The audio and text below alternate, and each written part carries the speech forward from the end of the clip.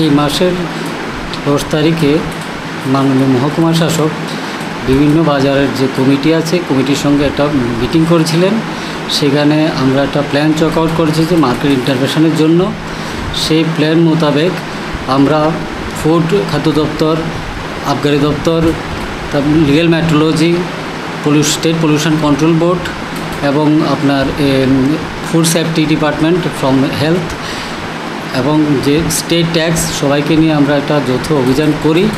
আজকে সেই অভিযানটা মোট 4:30 থেকে রাত 7টা পর্যন্ত সেই অভিযানটা আমরা চালাই। সেখানে আমরা পাবিয়াছড়া এবং কুমারঘাট বাজারে বিভিন্ন দোকানে হানা দিয়ে আমরা বেসিক্যালি মেয়াদ উত্তীর্ণ যে খাদ্যদ্রব্যগুলি আছে সেগুলো আমরা সিজ করি।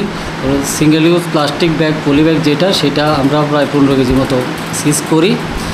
এর মধ্যে বিভিন্ন দোকানে যেখানে ডোমেস্টিক সিলিন্ডার ইউজ হচ্ছে কমার্শিয়াল পয়েন্টে সেই দোকানগুলি থেকে আমরা 60টা সিলিন্ডার আমরা বাজেয়াপ্ত করি। আর আবগারি দপ্তরের অফিসাররা সেখানে ছিলেন, ওনারা বিভিন্ন পয়েন্টে হানা দিয়ে প্রায় 40,000 টাকা মূল্যের দেশি এবং বিলাতি মদ সেখান থেকে বাজেয়াপ্ত করেন।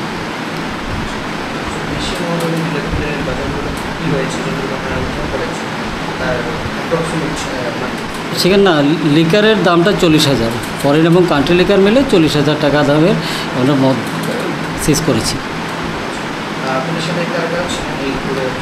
আমাদের সঙ্গে ছিলেন এক্সাইজ ছিলেন, ফুড অ্যান্ড সিভিল সাপ্লাইজ ছিলেন, ত্রিপুরা স্টেট পলিউশন কন্ট্রোল বোর্ডের আধিকারিকরা ছিলেন, স্বাস্থ্য দপ্তরের ফুড সেফটি অফিসার 2 জন ছিলেন, লিগ্যাল মেট্রোলজির ইন্সপেক্টর ছিলেন এবং স্টেট ট্যাক্স সেল ট্যাক্সের ইন্সপেক্টর ছিলেন।